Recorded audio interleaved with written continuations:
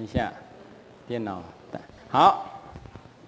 我开了另外一门很酷的课，叫做独处。什么是独处呢？就在每年1月的时候，我会带大学生带到2800公尺的高山，然后让他待在那个地方，然后每一个人一个地方，离500公尺在一个地方，然后每一个人在那个山上待4天3夜，一个人就是这样子。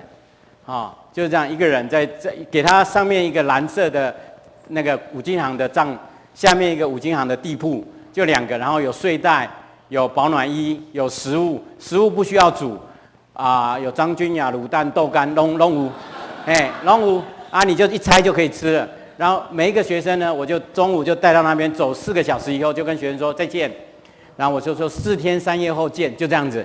然后学生呢就非常的舍不得跟我再见，他说老师再见，就这样，他就一个人在那里，然后再过500公尺再放一个，大概20几个学生放了10几公里，在一整座山上面，然后呢我就回到我的基地营开始，那让一个学生就在那边开始搭帐篷，搭完帐篷学生就很急，因为我们所有的 iPhone、iPad 会有任何的电的，除了头灯以外全部都收起来，然后呢书也收起来，行事历也收起来，就剩下一叠空白的计算纸跟几支笔，就这样子。然后这样让那边去独处4天3夜，然后接受1天的反思，然后结束以后你可以拿到3学分，超好赚的啦！不用念书呢。有一种功课是不用念书的，可是在念谁的书？念生命的书，念内在的书。你知道吗？我们拼命努力去外面寻找住在我们里面的上帝，你找不到的。你拼命忙做很多事来去寻找，在外面去寻找上帝，可是那个上帝是在我们里面，你要往里面找。我们都不太从里面找，我们听很多世界的声音，很多不同的声音，但是就不听上帝的声音，跟我们自己被上帝创造内心生命的声音。我这堂课超好的，你看学生就在那个地方，他就弄完以后就压石头，压在那个帆布旁边，怕风太大，风会灌进来。然后有一个女生呢，就决定要布置自己的家，然后把帐篷弄好以后就怎么样，就采了很多鲜花，就在门口摆着。你知道第4天我去叫她的时候，她就睡觉，睡觉以后她的头刚好落在土地上，落那个泥土上面，然后旁边很多鲜花。我说这画面好怪哦，这画面怎么那么怪？你知道就怪，你知道然后他们就在那晚上，你知道吗？晚上很恐怖，你知道，一定要天黑5点，我记得5点16分就天就黑了，就太阳马上下山，天气马上骤降，然后晚上零下3度，要骤降，发生什么事？山羌就会出现，你知道山羌的叫声吗？在座有没有原住民朋友？山羌怎么叫？有没有？就这样子。然后呢，那女生听到以后就很害怕，就躲在睡袋里面开始，就这样子。然后那个山羌以为是他妹妹，又近一点，这样，这样。最后呢，就待在树上等他，就这样子。你知道吗？很害怕，晚上怕什么？我讲这句话好像原住民在讲，对然后你知道你怕什么吗？你根本有什么好怕？你怕什么？有熊吗？你知道台湾的熊，你知道吗？他说熊过来，你说熊，然后熊就说人，就赶快跑了，你知道吗？台湾的熊很怕人，你知道吗？台湾的熊超怕人的。因为我跟原住民太熟了，我们爬山的人都跟原住民很熟，特别跟不弄的超熟的。你知道就是这样子，我们怕什么？不是怕黑暗吗？其实是怕跟你自己在一起。你自己觉得自己很可怕，其实你不可怕，你只是不习惯而已。你不习惯跟自己在一起，你习惯跟手机、跟电话、跟朋友、跟弟兄姐妹在一起，你不习惯跟自己在一起。你不习惯跟自己在。耶稣每天早上做的事情是什么？做什么？天刚亮的时候到旷野去祷告，对不对？清晨起来就去旷野去祷告。然后很多人就说，桃园没有旷野，台北没有旷野，我就不用祷告。我说这什么话嘛？我说旷野是例子，你知道吗？非常有趣。我开这种课，我每天的工作就加水，学生就写纸条放在步道，因为有水，他们配张君雅就可以活嘛，豆干就可以活，我就加水。然后学生就写说， I'm OK， 我就字条写出来 ，Yes you are OK， 很好。然后学生说我要一件羽毛衣，我就给他一件羽毛衣，就这样子。然后呢，有一个台大医学院，这是台大跟体大合开的课，台大医学院学生就上面写说，老师，昨天晚上好像有熊，你去大雪山森林游去一定会看到熊出没，就这样子，真的有熊哦。然后我就把纸条拿开，我说同学，不是好像有熊，是真的有熊，就这样子。然后我就走了，就这样子。超好的啦，有一个台大电机系4年级申请到美国 Princeton 电机研究所职工博士全额奖学金。Princeton 是美国非常好的学校，职工博士全额奖学金，一年的奖学金起码200万台币，你知道吗？第4天我就叫他，他跟我说，他说小毛老师，我回去我要跟我妈妈讲，我不要去 Princeton 了，我吓死了。我说完蛋了，家庭革命，越讲越担心。我说怎么了？他说老师你知道吗？我念国小，我爸妈指定的；哪个国中，我爸妈指定的；高中建中，我爸妈指定的；大学台大电机系，我爸妈指定的；美国 Princeton， 我爸妈指定的。我说从到现在20几年来，我都是被我父母亲指定我要念什么，我在哪里。我从小时候学小提琴，在小学6年级的时候，我妈妈说学音乐没出息，把我的小提琴收起来，不让我学音乐。可是每次参加音乐会，我听到小提琴，我心里面都好感动，我都会哭出来。所以我决定一件事情，我要跟我爸妈讲说，我不想去 Princeton 念电机了，那是你要念，我不要念。我最想念的是什么呢？我最想念的是念音乐。我说完蛋了，这堂课家庭革命了。可是他音乐研究所毕业了，音乐研究所毕业了，一个台大电机系的孩子，音乐研究所毕业，很冲突，很矛盾。有时候上帝创造的孩子，然后父母亲强迫要走你的路，要像你，就像全台湾的学生都要像小教授的样子，不是小教授就是坏学生，是吗？是吗？上帝创造的人就是百种人，就是不一样，就是独特，就是那个每一个单一的样貌，一定要看到尊贵上帝创造的那个模样，不容易，真的不容易，真的非常不容易。这是我最喜欢开的课，你知道吗？超好的，因为不用改作业，分享1天，反思1天就结束了，超好的啦。每次学生出来，他跟我说：“老师，以后开7天6夜好不好？”他觉得太短了。你刚开始会觉得很害怕，可是久以后，你习惯面对自己，去听内在的声音以后，4天3夜是很短的。他跟我讲：“老师，可不可以7天6夜？”那我就把我家搬过去了就好了，这样了。真的，你看我开这堂课叫做 Let the life speak to you， 让生命发生，知道自己生命的价值、呼召跟命定。知道自己生命的价值、呼召跟命定。在我说出我这一生要做什么之前，我必须先倾听生命来知道我是谁，倾听我的生命来知道我是谁。我们不太去听，我们听很多外面的声音、世俗的声音、世界的声音，不听上帝创造你的声音，也不听上帝的声音。我们太习惯做这样的行为的模式了，我们不太听。今年1月我去台北火车站，在售票口的面前，面对售票员，售票员问我：“先生，你去哪里？”我说：“随便。”然后售票员就看着我，他说：“先生，你要去哪里？”我说：“随便。”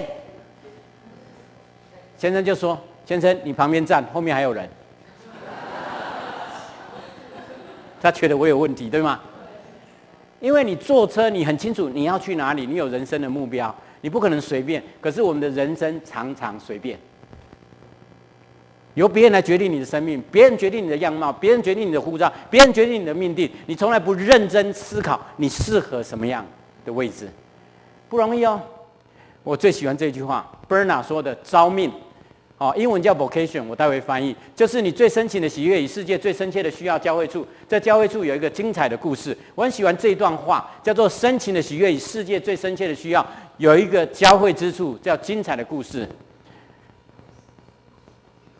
我很喜欢这一段，招命英文叫 vocation， 它中文翻成职业跟工作，我不喜欢这样翻译，我喜欢把它翻成招命。为什么？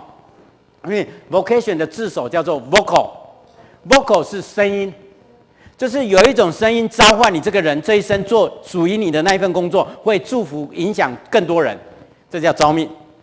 你知道吗？我其实以前是做企业教育训练的，我做训练还不错哦。我不瞒您说，我在中国大陆演讲1场是5万块，1小时是5万块台币。我在中国大陆，我做训练1场可以50万台币，我是非常好的训练员。我从1998年从美国回来，1999年以后，有一家企业已经在美国打听了。我回来，我在大学教书，我在体育大学，有一家企业已经打听了，他决定重金挖角我，因为他觉得我训练的效果非常好，让我公司获利很高。如果获利30亿、20亿，那一年给我几百万，没有什么嘛。所以呢，他开给我的薪水是多少？800万年薪，多不多？多嘛！我那时候薪水多少？92万，连年终奖金。你不要以为很多，我跟你讲，我念书念30几年哦，90几万不多呢。然后我36岁啊呢，然后呢，我就想，这样算100万好了。这样，我工作8年，这边体大，我这边工作1年，那我在体大工作40年，4000万，我在那边工作5年，我只要5年不会 fire， 我就等于平了嘛，我就可以退休了嘛。我这样算哦，我就跟我老婆讲，我们祷告，我们好好祷告，好好祷告，就是我们就过来吧，就这样子吧，自己已经想好自己要做什么才祷告嘛，就这样子啊，请上帝签名而已嘛。我们常常做这种事嘛，对吗？不是开放给上帝决定嘛，让他的盼望、他的心意在这件事情，而是让我们的愿望实践在上帝身上，不是他的盼望实践在我们心意上、我们的生命上。这是2件事情哦，这不同的角度哦，是让上帝的心意成全我们的生命，还是让我们的愿望让上帝来成全？这是不同的信仰模式。我们太多以乐透的心态来成全的，知道吗？你要让我得奖哦，要让我中奖哦，掐着上帝让他来签名嘛。哦，我们真的好伟大，大家都不惊嘞。你要开始知道，非常有趣，就在那边祷告，我就祷告。我再算一算了啊，我如果在这边工作25年，800万25年多少钱？2亿，超多了。那我12奉献多少钱？4000万嘛。我是一个爱主的基督徒，4000万，算好好的。这边40年4000万，我12奉献800万，然后这算好好的，2000多万4000万这样子算好好的，我就祷告，我越来越不平安，我越来越不平安。假设4000万奉献，这边800万，我越来越不平安，我不平安。1999年，我做了一个决定，我决定留在教书的工作，因为是我 deep joy 最深情的喜悦，然后教出世界最深切的需要的青年，以至于我的学生、我的孩子不断的在这10几年来、17年来一直转，开始影响这个世代。我相信已经远远超过我40年赚的3亿2千万了。已经远远超过我全部40年，我这一辈子赚的3亿2千万。如果我在这公司，已经远远超过3亿2千万的影响了。如果我今天来这里，但是我今天在这个教育场合，我一年赚100万，我到现在每个月要付房屋贷款，付到我67岁。Deep joy， 深情的喜悦跟世界最深切的需要。你待会听完，你就更清楚知道我为什么在这个位置。因为上帝要让我在那个位置，这叫 vocation。清楚那个 vocation 很重要，我们一起来寻找那个位置。这是我小魔老师，下半身叫阮经天，就这样子。那上半身是我，眉毛不是我的，就这样子。15岁的时候我在邦嘎混，就这样子。待会说我的故事，来，这是台北真理堂帮我做的一部片子。这就是庙口，咱的角头。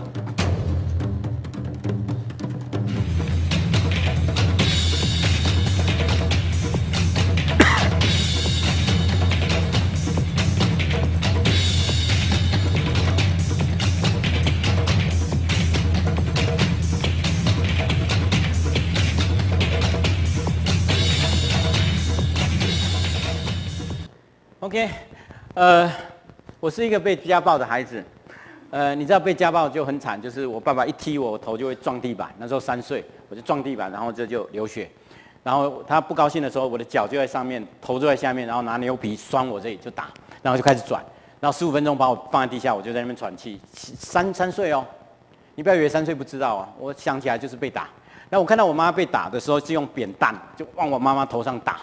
个拱的，我妈就这样的，然后有时候躲在床底下就拿钢筋刺，我妈就出来就开始踢。3岁的孩子没办法救妈妈，你懂吗？因为你一叫我拔那个绳了，我把那个绳了，我被冲啊跑，所以3岁逃离家的经验，到我现在，我对家其实花很多时间认同这件事情，对家的认同。我逃离家，我家住新竹，我说我是客家人。新竹的山上是种茶跟橘子、海梨，种这2种水果。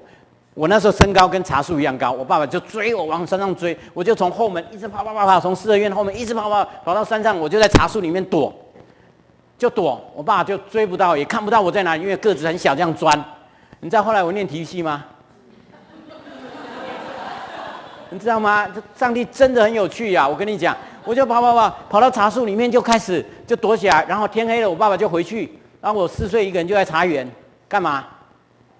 哭，然后睡着看星星看月亮，然后早上起来回家不敢回家，看到我爸爸赶快跑，然后我爸爸再赶快偷东西。后来我会偷东西了，为什么？我要活。所以我就住在茶树，1天、2天、3天、4天，得4天回家。我爸爸也不理我，好像似乎这个人存在，就回家了。一个人4岁在山上待4天3夜。44岁的时候，我跟台大跟体大合开了一个门课，就叫独处，把20几个学生放在山上4天3夜。你知道吗？我是多认真的老师，你知道吗？我4岁就在准备教材呢，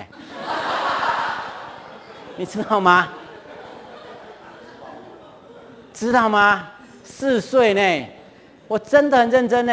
你要找出自己生命的独特性，在你的工作里面发挥出来，对吗？对吗？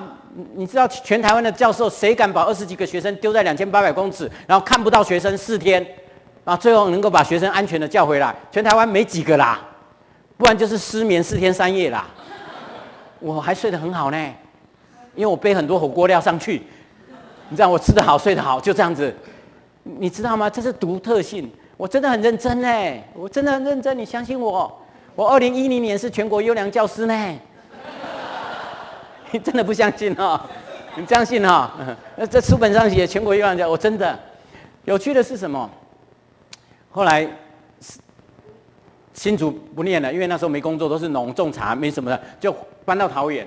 我搬到桃园住哪里？你知道？住后火车站桃英路、建国路嘛，桃英路嘛，就这样。那时候有木材行嘛，我印象很深刻。我就开始，因为我不要讲台语啦，我在山顶拢讲客话，所以来这边孩子有时候就讲闽南话，我就听不，我就干嘛？休学跟他们玩。所以我玩3个月以后，我台语就很轮转呢。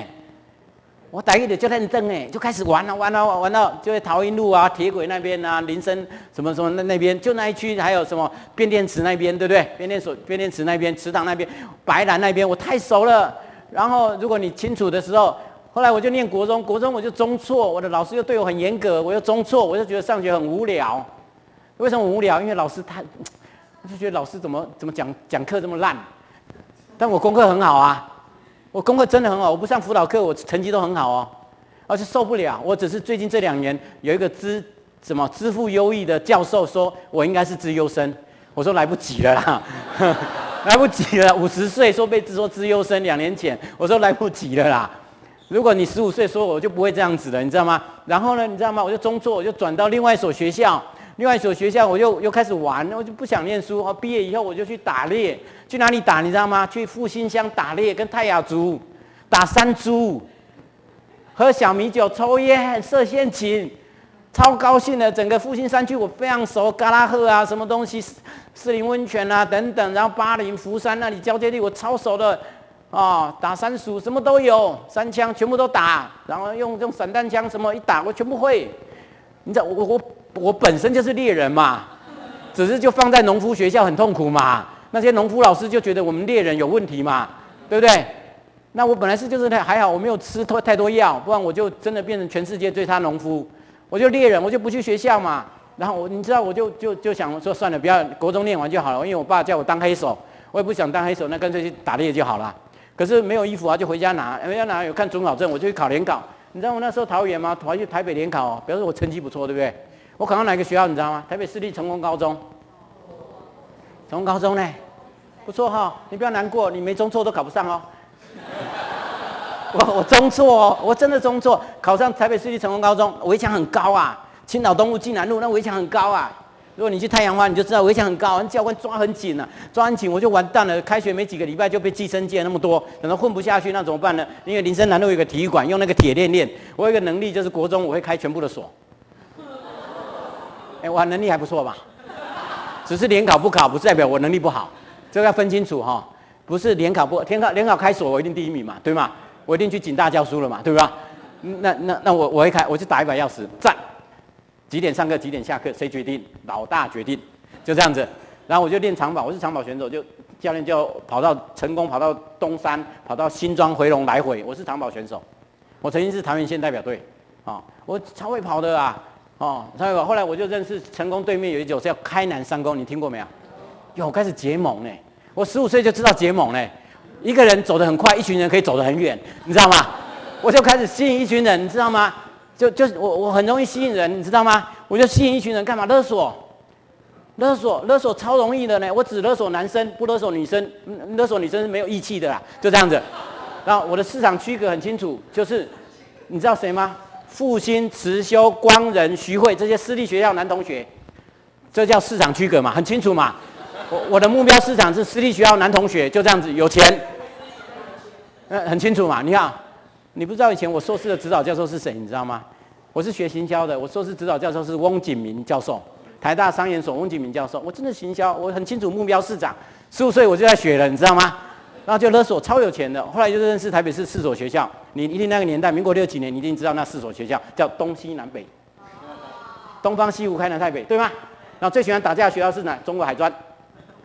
然后我们礼拜6约着拿了160支50号开山扫刀。跟万国帮的一起在剥皮寮，在开封街叫 MA 街，在万国剧院开始杀砍，就那个我的生活的样貌。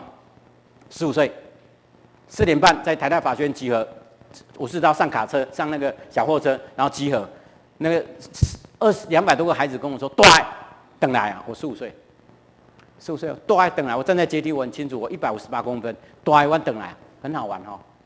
我45岁，台大管院院长打电话给我，让我去台大开一门课，叫做领导力。超好玩的，然后我翻成绩单，我的硕士、博士都没有领导学呢。我那时候15岁，义气领导，羊为你死，对不对？养我嘛，那叫义嘛，对不对？羊为你死嘛，我这个为你死嘛，就这样子。这个羔羊的意思，义气。你知道人非常有趣，我真的开领导力哦，我在台大开领导力哦。很有人生，真的很有趣。我就去开，我15岁就以生命影响生命嘛，对不对？杀就冲过去了，一根手指决定200人呢。你现在喊半天杀，没有人理你，你的领导力在哪里？你的领导力在哪里？我们那时候杀就杀去了，而且没有 BB 扣，没有手机可以马上动员呢。那一代那个时代的背景就这样，民国60几年。好，成功，升高2考不上怎么办？补考啊，都没念书啊，我就叫板中的学生过来，同学嘛过来。把身份证撕下来，钢印对我学生证钢印，然后呢就踩得很脏，然后泡水，泡15秒，不能泡30秒，30秒会烂掉。15秒，然后拿起来吹风机吹他的相片，他的脸就歪掉。然后他就拿着我的学生证，他的相片帮我补考，我就上成功2年级。你知道吗？我上成功2年级哦，超厉害，大家都很意外。那时候成功一年留级3班，在那个年代我没被留级耶，大家都很意外。谢志摩没被留级啊，我也都不敢讲。这时候我哪时候讲？我真正讲的时候是哪时候讲？你知道吗？我去年回成功高中演讲，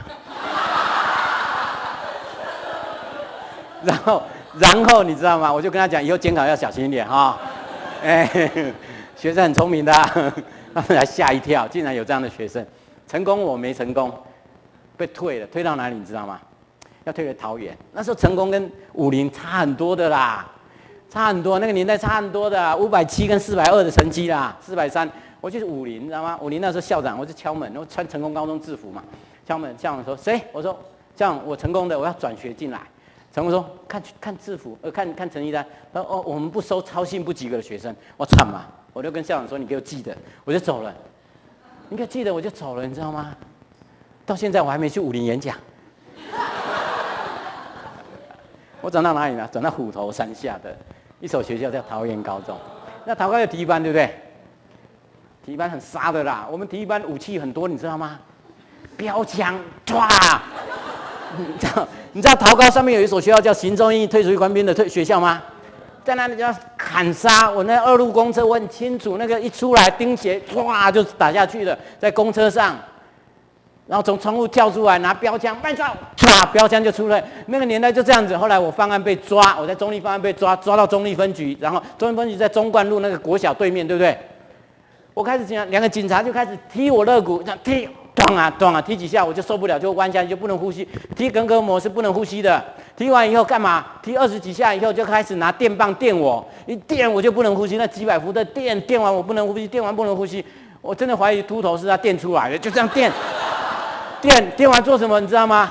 灌水压在水缸里面2分多钟，然后快爆掉又拉起来，然后快，你知道吗？去年有部电影是说英国一个战士被日本兵俘虏，放在东南亚，然后他被逼供的时候用湿抹布，然后灌水管一直灌水进去，那一个画面我去年看的哦，我还一直哭哦。我从香港坐飞机到印度德里，我沿路哭，我还有创伤，你知道吗？那个被刑求的过程，那个。灌水，你快死掉了，然后把你拉起来，又下去2分多钟呢。盖完手印，我都能忍了。家暴的孩子其实都能忍。好，盖完手印，都逼供嘛，几遍，加工几遍，台南几遍，几人，一个无拢无，就这样子。我们训练的就是很什么，很讲义气。好 ，OK， 这没有了，没有，我不知道怎么讲。然后就这样子，然后盖完手印，照完身高158，移送地方法院临时看守所。那时候没有人交保，就这样。怎么移送的？右手一个警察，左手一个警察，走哪里？中冠路。我穿短裤、背心、凉鞋，走出来，右转中立火车站。在中立火车站前在100公尺的时候，等桃园客运1路公车。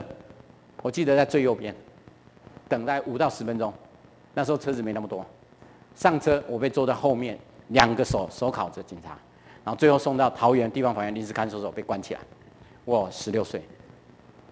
沿路，你知道我好不容易混到一个价值吗？我的价值在家里没有，在帮派有价值，在路上价值被解构。什么叫价值被解构？心啊、歹啊、唔讲囡啊、破死人不好、打死囡啊，那个解构羞愧。所以我在看守所发了一个誓，叫做我从今以后要让别人看得起我。我出来以后被桃园高中留级，之后我就没有跟人家讲这一段故事，所以我一直在桃园高中成绩一直非常好。台湾高中认识我的老师，知道我留级后的老师都知道我是好学生，因为我都全校第1名啊。成功来的不全校第1名也蛮怪的，我随便考就全校第1名啊。你可以问很多老师哦，谢志谋在那个时候是很风光，那时候很风光。我从来以后从留级以后就没有再混了，顶多在冰果室混，就这样子。那边有个冰果室，我很熟。那一些帮派的我很熟。你知道我同年龄的兄弟吗？现在有8个。在台湾各堂口担任那个堂主，你知道吗？50几岁如果不当堂主，大概也没什么用了。8个，我去年带竹联帮的堂主来我们师大，全身自信，然后我就跟他吃饭。哦，那一天你知道吗？师大的孩子对我超有礼貌的啦，超有礼貌的。AT 佛范的啊，中堂、四海帮、赵先生，你知道那一些战堂、士林、万国的，你知道吗？就是8个堂口，你知道吗？感谢主，认识这些人超好的，超好的，对不对？每次演讲都要讲这一段，大家就很认真听，就这样子。那为什么超好？因为我带中辍生保护管束的孩子，他们有时候毒品都是从他们下线来的。那我要断这些毒品呢，一定要跟他说，回去跟你大哥讲，你如果再卖他毒品，你就怎么样，就这样子。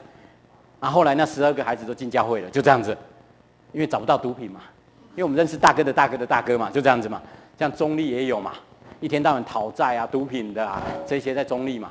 如果你没有走过你们的，你应该比我单纯，就这样子哈。有趣的是，我发这个誓以后，我就认真念书，然后我就上师大。师大以后我就没有跟人家讲，我在师大表现非常优秀。毕业以后我工作，我在观音国中教书，然后我考上研究所，找翁启明老师当我指导教授，然后就继续念，非常优秀。后来就认识一个女孩子，她是我的未婚妻，我们就到美国去，然后她后来就跟另外一个男孩子在一起，然后我就忧郁，我又自杀了。我看守所发誓，我从今以后让别人看得起我。那一句话背后有一个很重要的假设是，别人看得起我，我才有价值，所以我要努力给别人看到。存在是为了别人，存在是为了掌声，存在是为了鼓励。所以你不知道你在哪里，你是活在别人的眼光当中，是很痛苦的啊。所以没有掌声，你就会很失落、很难过，所以你就拼命找掌声。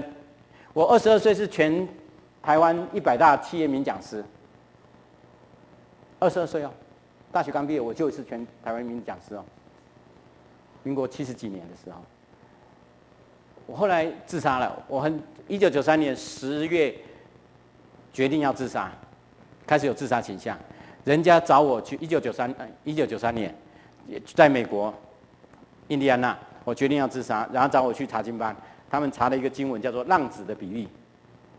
我超像浪子的，超像浪子。可是我没有家可以回啊，我爸爸我不想回去啊。我跟我爸爸说我要结婚，拿绿卡，拿公民，拿到博士我才回去。没办法，就很痛苦。1993年12月8号晚上吃完晚餐，拿着一把刀子进房间，决定了决，因为一生在努力，别人都看不起。家暴、中辍，所有的状况，未婚妻跑了，什么都没了，胃出血，什么都没了，就决定自杀。感谢主，有一个辅导送我一本圣经，当天那一本圣经不知道怎么样翻到那一页，我看到4个字叫“主啊救我”，就是彼得跨出船身以后，沉在海里快沉下去，剩下嘴巴或者剩下上半身的时候，他讲了“主啊救我”，我真的就喊这4个字，喊了1个多小时，“主啊救我，主啊救我，救我”，一直哭。我说我没有希望，主，没有人看得起我，主啊，你救我，你是真的，你就救我，就一直哭到8点多醒来的时候，就是眼睛打开的时候，我的圣经像泡过水，你知道那个像自来水一直滴出来的感觉吗？痛，整个生命是如此的痛，家暴、保护管束，活在别人眼光，忧郁、自杀，痛，一生都是如此痛，活下去干嘛？可是我一直哭，非常有意思。我觉得我信耶稣了，因为我相信了。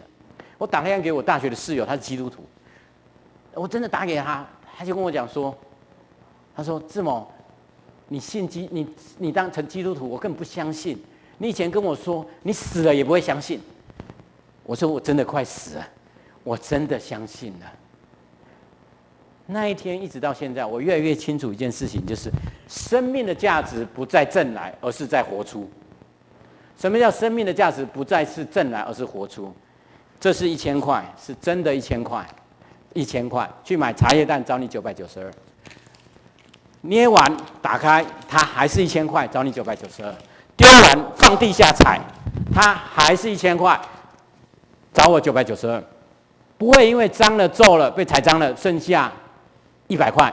可是我们的人生常常因为皱了、脏了、离婚了、家庭出状况、失业了，所有状况把1000块变成100块，拿去说 Seven 他找你992，他说小姐你找错了，你应该找92块，所以你就拼命不断的挣了一叠钱，然后说这是320块，哭，不了解上帝对一个生命创造是如此尊贵、如此有价值、如此独特。这1000块的价值不会因为你任何的婚姻家庭的关系而损失而不见，而是你要把1000块好好的活出那1000块的价值。可是我们常常却觉得自己只有100块甚至10块，那么凄惨。我从那一天开始，我开始寻找我生命到底要怎么活。我已经失去所有，我在重来的时候我要怎么活？感谢主，后来我拿到奖学金，我真的在美国念完博士，其中在1996年我中辍。我真的有中辍的习惯，我连博士都中辍，因为我资格考没过。这50年来只有2个人没过，一个是美国人，一个是台湾人，就是我。然后我说上帝呼召我了，我跑去芝加哥念穆迪神学院。一进去，哇，真的是神呼召我，念了3个月，我又穆迪中辍，我又跑回印第安纳把博士念完，所以我有半年没在印第安纳，后来博士念完。我念的是体验教育跟冒险治疗，这是我的博士学位。那时候台湾人没念啊，我是第一个台湾人念啊。可是回来没多久以后，15年后，连神学院都开体验教育，真奇怪。冒险治疗我做性侵害、家暴、保护管束、药毒瘾的，以前都没有人用这种方式来做，可是我那时候就开始做了，做性侵害、家暴、药毒瘾。我带上山21天，12个药毒瘾孩子，6个全戒，崇德疗养院都吓死了。你知道当初念那个为什么？神很奇妙。这是我小时候的相片前面是我表妹，是我上课的动机，就这样子。我要看阿姨，我就要上课啦。无先无上课就无聊，你知道吗？上课真的对我很无聊，我自己连现在我都觉得很无聊。上课，所以我一定要动，所以我的课都是带学生动的。哦，这是被抓的那个人家帮我画的哈。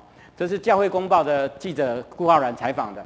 年少轻狂的日子，如果不是上帝的恩典，今天谢志谋可能就不是国立体育大的教授，而会是犯罪专家口中最头痛的高智慧罪犯。这警察大学说我如果没有悔改，应该是高智慧罪犯，对不对？你觉得对吗？要大声一点，我有8个弟兄哦。真的，我跟你讲，上帝给我一个很奇妙的眼睛，就是我在监考的时候，谁作弊，谁想要作弊，我看他眼神就知道。你知道，一进教室，我眼睛抬起来，你看有几个作弊，就跟我说：“老师，我准备作弊。”他的眼神就跟我讲要作弊，好奇怪。而且每次考试，我就要走在这些人旁边，他就会交白卷，好准，你知道吗？你知道红拱会说话，我做性侵害、家暴、保护管束的孩子，我只要看他眼睛，他就不敢说谎。我的眼神会跟他瞪上的时候，他你知道，超级派，你知道会跟我讲真话，好好玩，我真的好好玩。每次我在做諮商处遇的时候，所有的治疗师、所有的諮商师、心理师就问我说：“老师，你为什么这样说讲这些话？你为什么要处理这个议题？”我说：“凭 feel。”他说：“你不能讲 feel 啦，在学术界不能讲 feel 啦。”我就是 feel 啊，我就是 feel 啊，我就是上帝给我的灵来洞见这件事情啊。我就是看到这个议题要处理啊，我也不知道为什么我就 feel 啊。你知道叫高智慧罪犯吗？为什么我们从小要看人眼神，看我爸爸要不要打我，要不要把我吊起来？我15岁要混帮派，要看你要砍我还是怎么样？你知道吗？那个眼神，我连现在在坐门口的时候，你现在去餐厅吃饭的时候，我一定要坐里面，旁边一个门，然后我的脸一定看前门。为什么？有人冲进来砍我的时候，马上可以跑，我才不会背对着门给人家砍呢，对吗？我到现在都还有这种习惯，你知道吗？我到师大去的时候，师大因为人很多，100多个修我课，后面讲话我根本听不到，讲很小声。他讲完以后，我就跟他指着说：“你给我讲一遍。”然后他吓死了，你知道吗？师大孩子60几级的孩子，他说：“老师你生气？”我说：“没有啊，我就叫他讲一遍啊。”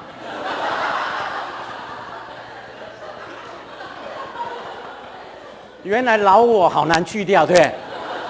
我每次助教就说：“瞧这啦。”老师，什么叫瞧这？哦，就原来以前都讲那个瞧这嘛，对吗？对不对？就是这样子瞧这，很有趣，你知道吗？我喜欢这句话：每个生命皆有裂缝，如此光才能够透进来。我念英文给你听 ：There's a crack in everything. That's how the light gets in. 标准吗？标准。我为什么要念？因为我大学联考英文4分。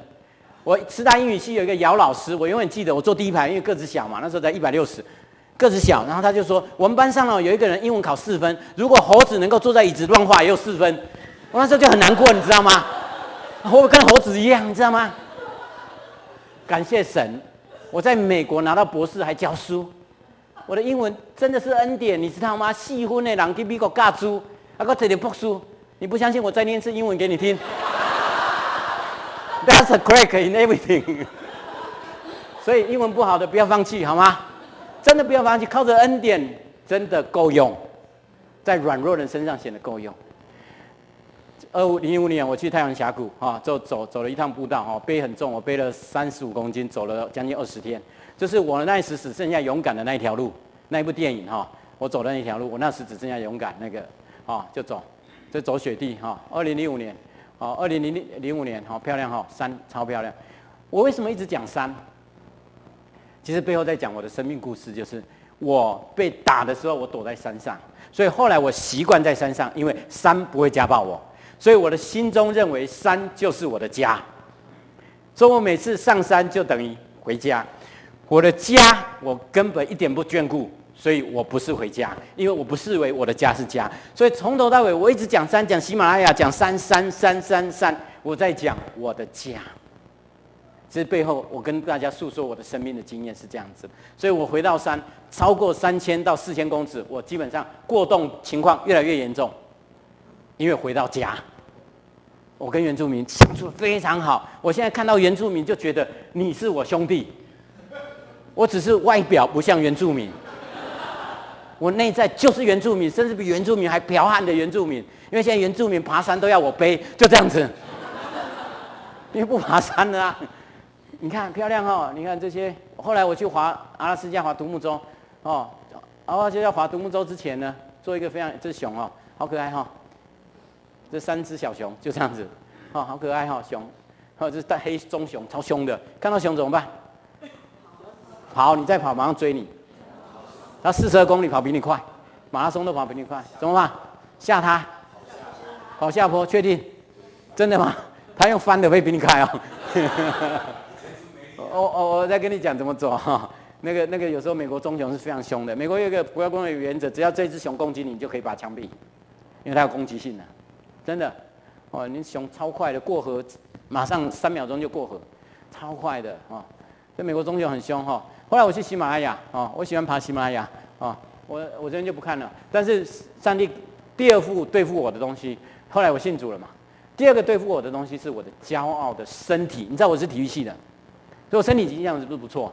但是我在去喜马之前的1年，2006年2月4号，我心肌梗塞，我就一有送到台北长庚，然后开病危，我看了就超紧张，又送到林口长庚，过年找医师找了2个多小时，终于找到医师了，开刀送进手术房，发现左动脉98%阻塞，上面那个细血管是阻塞的时候，下面那个粗的是打通以后，左心室有严重的受损，那个血管也受损。98%，马兆俊、廖丰德是95%，我是98%，他们2个都走了，我现在还站在这里，你知道吗？做开刀手术装一个支架，然后坏死很多，然后我一出手术房就问医生说，我可不可以爬山？我背后在诉说什么？我可不可以回家？没有家就哭了嘛。他跟我讲说，活着就好，爬什么山？哭啊，马上哭啊！为什么？活着就好，干嘛回家？我的解读会是这样子嘛？哭啊！我在加护病房每天吵架，跟谁吵架？上帝！我以前内力重生堂是我建立的，我交给 Jody 跟那个庆报，他们夫妇真庆报夫妇以前在中原大学的，交给他们。我开拓了，我一回国就被差派出去开拓教会，我还带职开拓教会，我就跟上帝吵架，我说上帝不公平。勉强的服侍也有勉强的恩典嘛，你干嘛给我这样子搞？我冒险家不能冒险，等于学音乐弹钢琴的手坏掉，唱声乐的喉咙坏掉，学数学的塔个派语。我冒险家不能冒险，溯溪外面很热，跳到水里面很冷冰，我手起来很挑语，攀岩一拉心脏没力，昏厥在岩壁上。修姑兰溪泛舟，有心脏病高血压不能下水，否则后果自行负责。看嘛，我划独木舟的人不能下水，后果自行负责。我选择自行负责，就这样子。你知道吗？上帝这样子对待我，可是上帝跟我说，我的恩典够你用，我的能力是在软弱面前显得完全，所以我好夸自己的软弱，好叫基督的能力复庇我。上帝的恩典在软弱的面前显得完全，软弱的面前，我的学生跟我说，老师，你生完病之前像超人，生完病之后像人，什么意思？亲切。以前跑5000公尺跑完，我学生才跑3000，我就开始骂人。19岁、20岁，19岁、20岁，老师5000公尺，40几岁、50岁，佮走了啊！你佮还没走了，国家敢有救哟？哇！学生们就吓死了。然后看那个救援，老师把你一个人70-80公斤这样拖上来，你看我肩膀那么厚，我这样拖上来，学生吓死了。然后英文又好，什么都好，学生说：“老师你是超人。”那时候满足自己当超人，希望学生敬畏你。可是我生完病以后，背包不能背太重，医生说不能超过10公斤，心跳不能超过140，随便跑140，对不对？爬山东西都给他背，所以每一个学生多背5公斤，我背5公斤，他走路很慢，因为很重，所以我又慢不能走快，我就陪他走。最近好不好？他说很好很好。最近家里呢很好很好，因为很重嘛，就很好很好啊。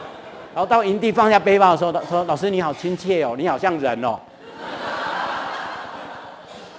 你喜欢当人吗？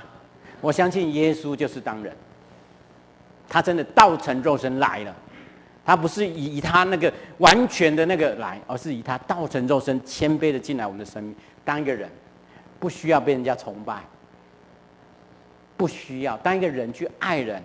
我真的知道，我太太也知道以前她很靠我。他知道我先生软弱，就靠上帝吧，就这样真好。可是他又会叫我拖地，我就说心脏不好，对吧？就这样。现在我家有2台机器人一台是拖地的，一台是吸尘的，就这样子。他也不拖了，就这样子。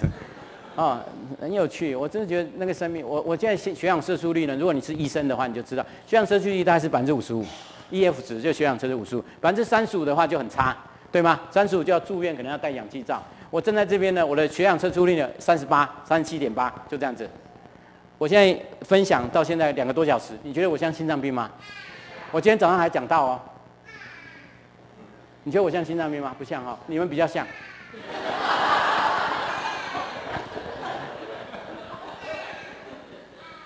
神的恩典在谁的身上显得够用？所以我好夸自己的软弱，好叫基督的能力复辟我。我好夸自己的，人要认为自己的软弱不行，我觉得恩典就进来。如果你认为你都可以，我以前就是身体太好，认为我的灵，我内心被变了，可是我还有身体，所以我靠着我的身体超厉害的，还是靠劳我。可是我现在很清楚知道，那不是，那是上帝的灵整个改变我，我身体也不能靠啊，我跑步也不能跑那个，每次看学生就跑比我快，我好难过哦。还好他没有回头说这破老脸，你破笑脸，你破老人，就这样。还好他没有骂我，你知道吗？我真的跑步很慢的，因为不能快会不舒服，心跳不能超过140，你知道吗？那个是有限、不足、软弱，却因为有恩典够用。我越来越清楚是这样子的。好，分享生命原来启动生命影响生命的历程，原来软弱可以成为祝福，让别人自己不平凡的生命去成就别人。不平凡生命色彩，还是那句话，施比受更有福。平凡的生命去可以成就别人不平凡的生命色彩，所以不断的去祝福学生，祝福更多人。与大山赛跑，这是旧的书，新的书叫跟风。这是基地营，超冷的，这是山上超冷，冰河裂隙，超深的，好深哦。为什么？我知道很深。学生说，老师你心脏不好，没良心，你看，哦。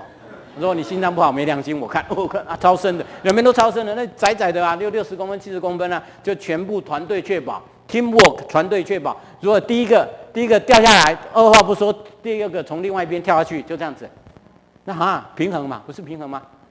但你敢跳吗？我们长老团队应该走这一条路，对不对？团队嘛 ，teamwork 嘛，第一个掉下去了，第二个二话不说从另外一边跳下去，这叫确保嘛。人不是要彼此确保吗？圣经说彼此确保住对方吗？彼此支持吗？为弟兄的软弱而扶持吗？这个不是圣经上写的吗？确保，重点呢，你会确保吗？你有没有确保？服侍人一定有确保，你有状况的时候，有人确保你、支持你、帮助你，站在那里 back up 你的角色。所以呢，一定要有确保，服侍人一定要有确保。重点那个确保人，除了要很勇敢确保你以外，头脑要很清楚，不要一跳哇，2个人跳同边。规管拢得累哦，你知道？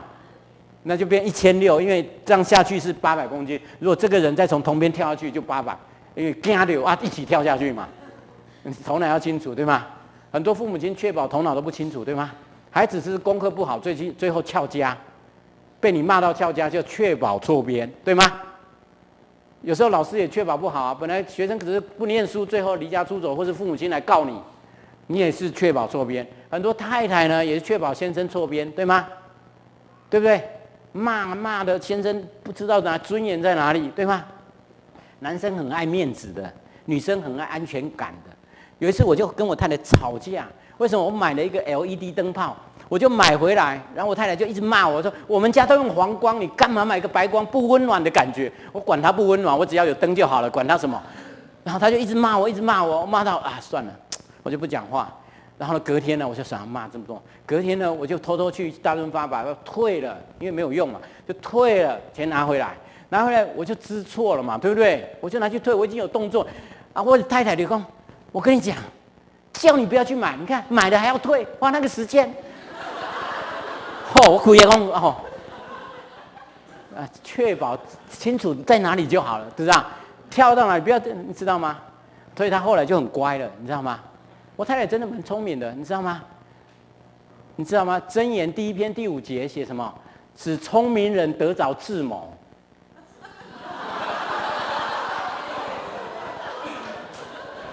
我太太蛮聪明的，我跟你讲。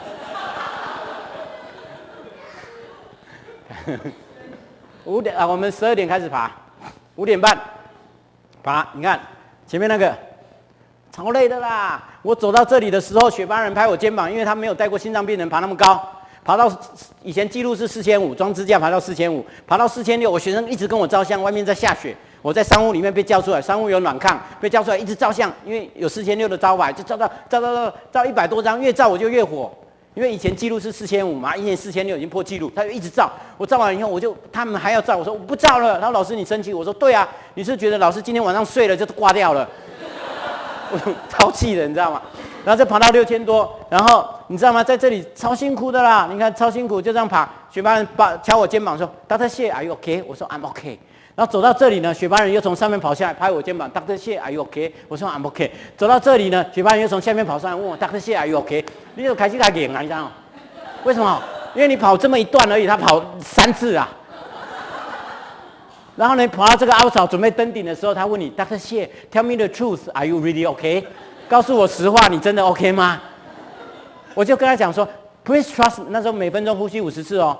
Please trust me, I'm really okay. 然后他说 OK, I trust you. I sing a song for you. 他说他唱歌给我听啦，我在那边，然后他就开始 Resambilili 就开始跳舞，噔，然后拿我的兵符这样噔，一直跳，然后我在那边，Go， Your turn, Go， 就这样走。你看一下路，你看。就这样子，兵呢？这样子，这最后一段超累的，心跳不是140 178，因为我有血氧计，我的心脏嘣，不知道会不会死在那里。老实讲，这一天我超想骂脏话，太累了，因为不知道会不会死掉，没有这种经验呢，不知道会不会死掉。感谢主，担心到没有人可以骂，就这样子，没有人可以骂，祷告嘛。我要向山举目，我的帮助从哪来？我的帮助从造天地的耶和华。阿门！一打开，我天哪！我旁边都是7、8千公尺的大山，3000多座。我说震撼！我本来都认真走路，突然我一看，我的上帝好大！什么叫造天地的耶和华？大300多公里，全部都是7、8千公尺。天哪！上帝大到我超越我生命当中我看得到的上帝。以前这一句祷告，我都眼睛一打开，只看到我的 ViewSonic 荧幕。我这次是看到真的是造天地的耶和华。我说大，我从来不知道我信仰的上帝大到我完全无法想象的那个大。其实这一件事情对我很大的帮助，就是我刚开始一直讲，不要用经验限制上帝在你身上的作为，而是要上帝创造的伟大在你身上行出伟大的计划。这2件事情一定要搞清楚，你是不是用经验来限制上帝创造人的作为，还是行出上帝创造人的这一件伟大的计划？我真的祷告，你不用惊慌，不用惧怕，无论你哪里去，耶和华的神必定与你同在。上去，我真的上去了啊！很大的挑战。我下来以后，我就到处演讲，有时候谈领导力。有一个机构的女士跑到前面跟我讲说：“小毛老师，你的桌面，电脑的桌面好漂亮哦，你怎么这么会拍？你在台南七股盐山怎么拍的那么好？”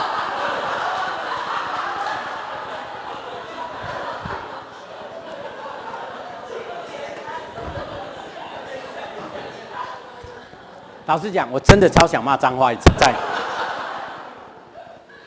我上网去 Google， 我本来不知道长什么 ，Google 一看，好像哦。我后来就不怪他了，真的蛮像。所以你借我的冰爪、冰斧就好了，然后去那边拍就好了，就这样子。OK， 挑夫，你看超会背的，超会背的，你看穿拖鞋呢。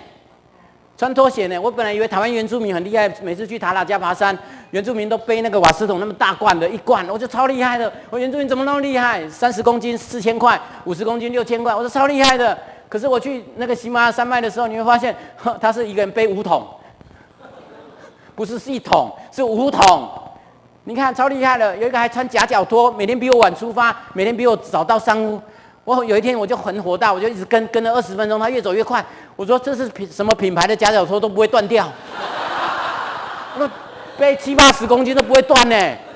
然后下雪把袜子穿起来，什么冰爪都没有就继续走我说天哪，这是他们的雪巴人超厉害的。你看什么 Gore-Tex 什么 Tex 都没有，对不对？帮我们背欧杜娜的袋子，你看什么都没有就一般的衣服有一个人穿背心 yellow 的黄色的，他问我 beautiful， 我说 yes beautiful， 然后有一个数字2号，然后说 number 2， 我说 yes number 2 I like number 2， 我说下面有3个字我就不好意思讲，因为台湾人有人捐背心，把选举背心捐来了，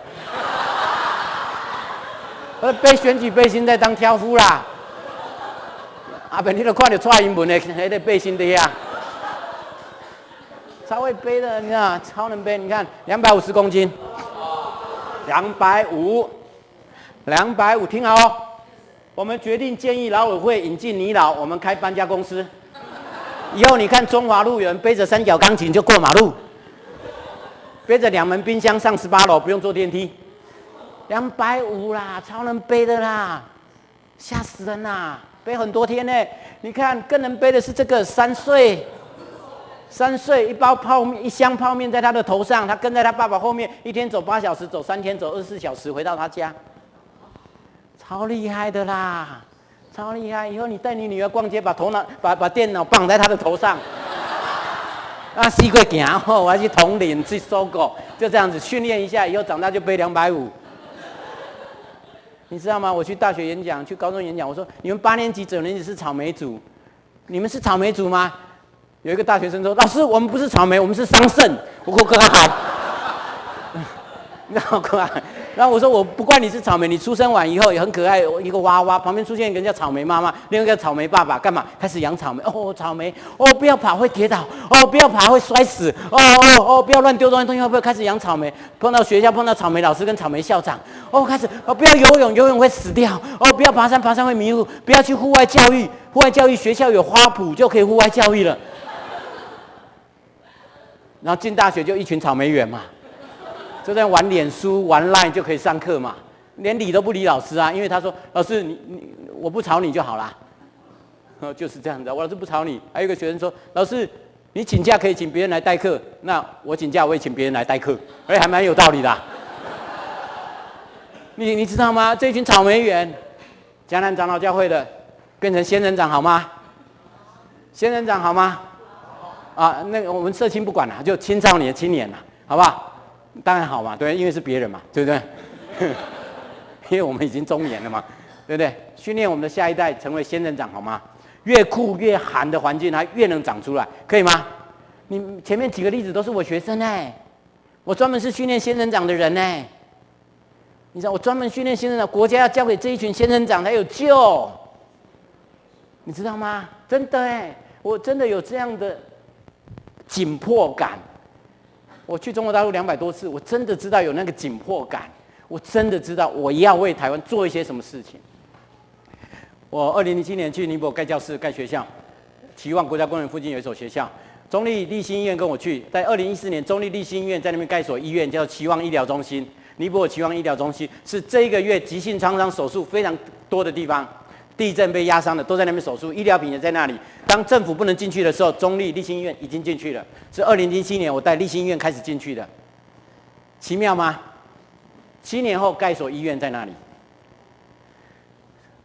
08年我去大陆做灾后重建，我有100个同工在灾后重建。我只有知道中国大陆越多人信主，对台湾祝福越多，就这样子。我去非洲，去吉利马扎罗，这是我太太。2007年我去喜马拉雅写了一封遗书给她。我说如果我死掉，我请学生把遗书交给他，书上有写遗书的内容。这本书会热卖的原因是我太太看了遗书一直掉眼泪，我知道这本书会热卖，赚人眼泪的书。真的，因为他没看过遗书，他现在看了。我公布在这本书90页到91页，就这样子。这一趟，他后来所有的爬山都跟，6000的山他都跟。他是弹钢琴的，他台省音乐系呢。音乐呢，哆来咪的人那个把它背山，那个钢琴跟登山杖是2种用法，你知道吗？他跑吉利马扎罗，这是我第一次人生没登顶。爬到5500的时候，我准备冲上去追前面的队伍，我准备登吉利马扎罗非洲。当我要冲的时候，我的太太看着我，她说：“志谋，可不可以留下来陪我？我人生没有不登顶的啦。”我要冲，可是我看着吉利马扎罗山顶，我看着我太太，我太太说：“志谋留下来陪我。”我看着吉利马扎罗在呼唤我，他说：“志谋你来吧。”然后我的太太看着我：“志谋你留下来陪我吧。”你知道吗？对望了5分钟，你知道吗？挣扎，人生不登顶，花了15万不登顶，我可以登顶，老婆你就在这边好好休息吧。他讲了志谋留下来陪我，为什么他来？因为我心脏病，他要陪我，可是他爬不上去，他是叫我留下来陪他。可是吉利马扎罗山顶在呼唤我，看，真的像演电影，真的超像的。最后我停下来说：“老婆，我留下来陪你。”我认为山没有登顶没关系，家庭没有不能不登顶，你知道吗？自此之后，我太太每一座山都跟我去，一直到去年，她说她要去喜马拉雅，我说我不要去了，你去，就这样。就这样子哈，我去非洲做艾滋病防治，做社区足球计划，盖学校、盖厕所，就这样子。这个4个孩子，这妈妈20岁，7个孩子全部艾滋病。我把这个孩子抱起来，回台湾几个月以后，3个三胞胎全部过世，全部艾滋病，身体脆弱了。这个孩子10岁，138公分，是一个妓女，拿着我衣服跟我要钱。我问他为什么要当妓女，他说我当妓女会得艾滋病，但是我可以活到20岁，但是我不当妓女，我没有钱吃饭，我只能活10天。在非洲，非常贫穷的地方，7岁的小女生拿着水桶，空水桶，到井边进去跟屋主发生关系，出来拿一个2000cc 的水回家煮饭睡觉，就煮饭然后洗东西，2000cc 的水，8岁、7岁的小女生用身体来换水。这个世界没有想象中的美丽。当你跑过那么多国家的时候，你会看到耶稣的心在哪个地方。2011年，中间我就不讲了。2011年我到尼泊尔，这是一所基督教小学，是浸信会盖的一所小学，之后就丢给我。牧师觉得我可以承担，就丢给我。好啊，勉强服侍就勉强的恩典，就这样子。我就接下来，这个学校就是那个3岁小孩子不翘课的学校，没有窗户，屋顶铁皮屋，下雨很大声，都夏天很热，有时候风太大，铁皮就吹到森林里面。老师说下课，他们就一群人去捡铁皮，盖在屋顶，继续上课，就这样子，蛮好玩的，就这样啊。对不对？台湾如果这样子，学生就没有专注力不足的原因，对不对？你叫我坐在学校10个小时，我怎么会专注力足啊？对吗？给我30分钟玩一次，我专注力也很足，对吗？国中孩子就是这样子嘛，就这样子。原本只有9个学生，因为在印度教社区，是这个有一个老爷爷捐的，现在有170个学生。每天早上上课用主导文开始，每天下课用主导文结束，170个学生。你没有看到上帝恩典是那么大吗？在一个离尼泊尔加德满都10个半小时的地方，上帝就在那个地方。2003年只有1个基督徒，现在这村落一大堆基督徒。我接下2011年，我接下这个担子，原本只有2个储水槽，旱季水根本不够喝，孩子乱喝水，1年会死掉10个孩子，病毒立即死亡。我目前开始盖储水槽，带着一群人，因为恩典，我就一群人，然后盖了8万公升的储水槽，4个月可以有干净的水喝，孩子就不会死掉了，就有干净的水喝，孩子就可以活了。然后带着台湾的囡仔，咱台湾囡仔有够厉害的啦，有水这间厝用砖仔块看起来波动，就是台湾的孩子盖出来的。你看，台湾孩子就是这样盖。2012年我们开始盖厕所、盖学校、盖教室，2014年盖完了。你不要太小看上帝的创造，盖完了，我们开始彩绘，学校教室彩绘，就这样子，这叫恩典大楼 （Grace Building）。他把我的名字，各位有没有看到？我 dedicated by Dr. Chimoshe， 我超不喜欢看到这个，为什么？他们对着这个名字鞠躬啊，我人站在那里。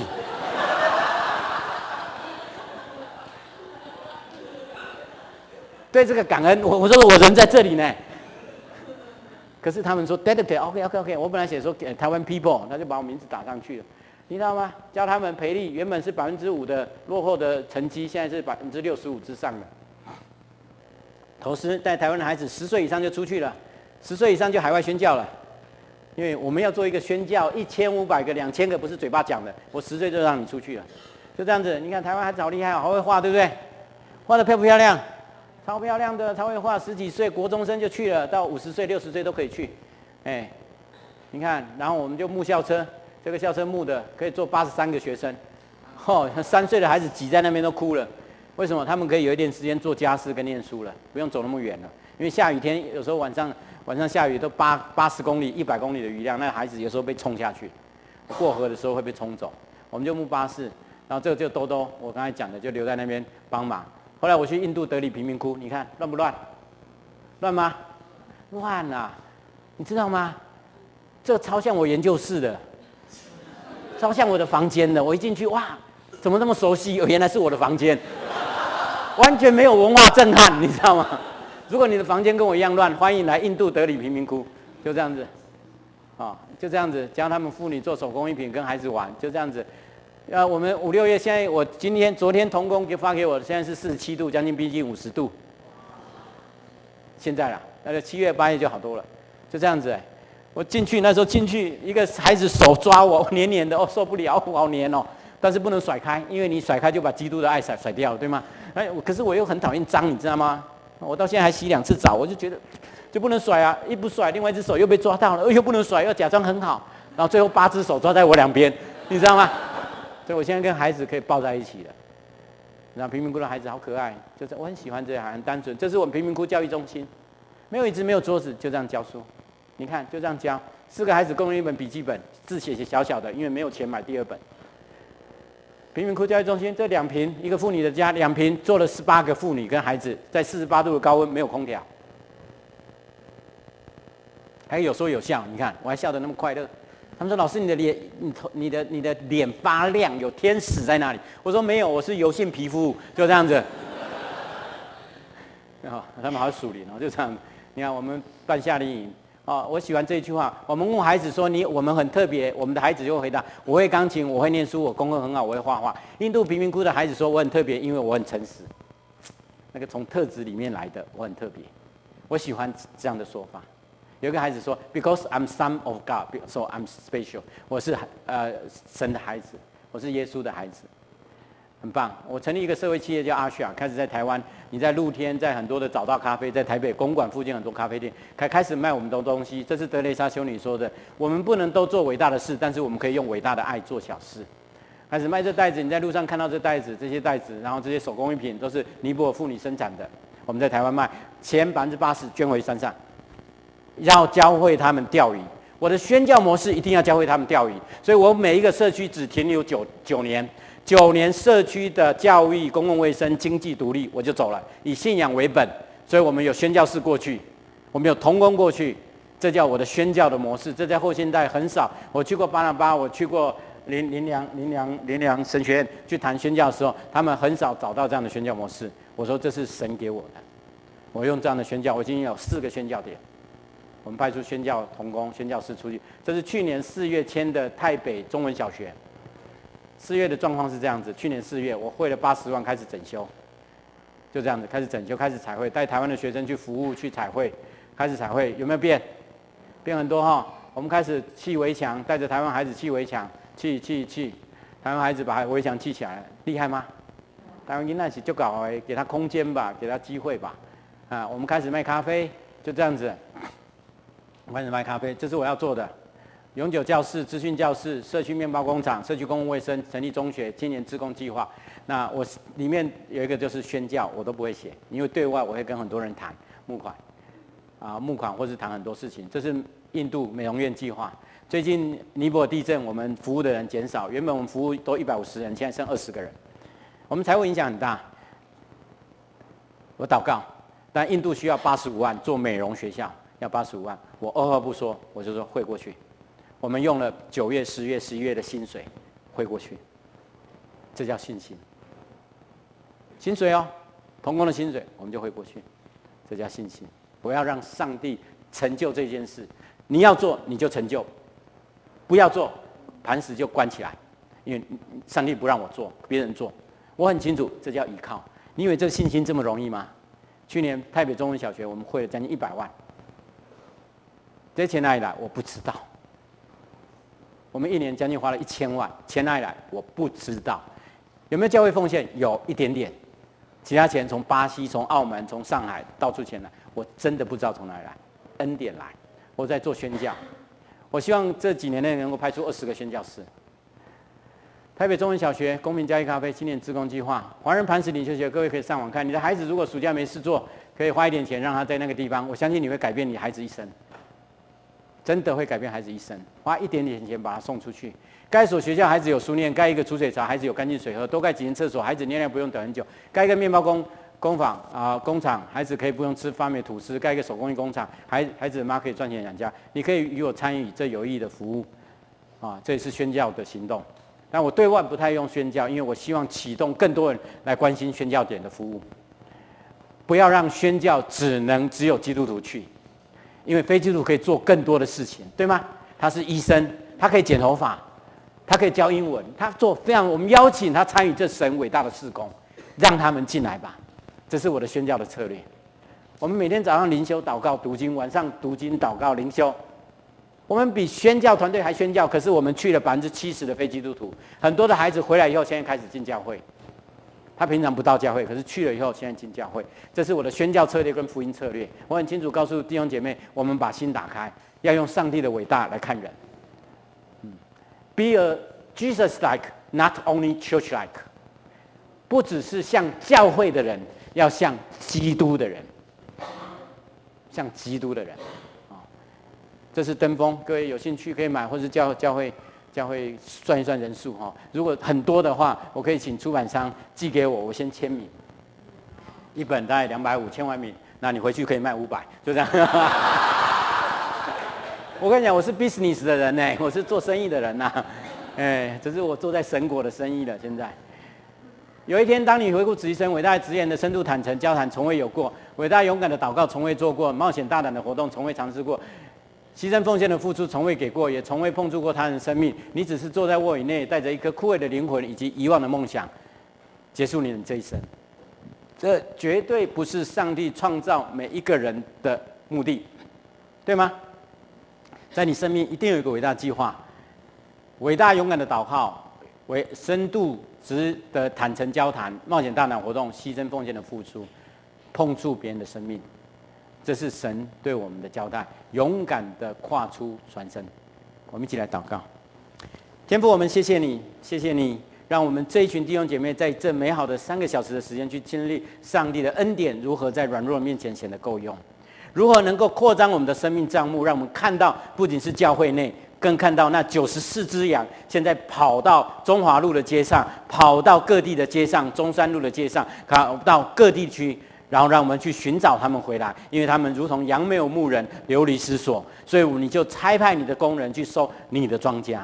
愿主来祝福迦南长老教会每一个弟兄姐妹，从今天开始，生命不再一样，不再用自己的经验来框架出上帝的作为，而是用你上帝创造的伟大。我们愿意俯伏谦卑，走在你伟大的计划当中，走在你呼召当中，与他们同在，坚强他们，刚强他们，以至于孩子下一次与每一个弟兄姐妹见面的时候，我们在属灵生命当中都有美好的分享，因为我们看到你的恩典跟荣耀就照在这一块地当中。谢谢你今天美好的时间，祷告不配，奉耶稣基督得胜的名祈求，阿们。谢谢大家，谢谢。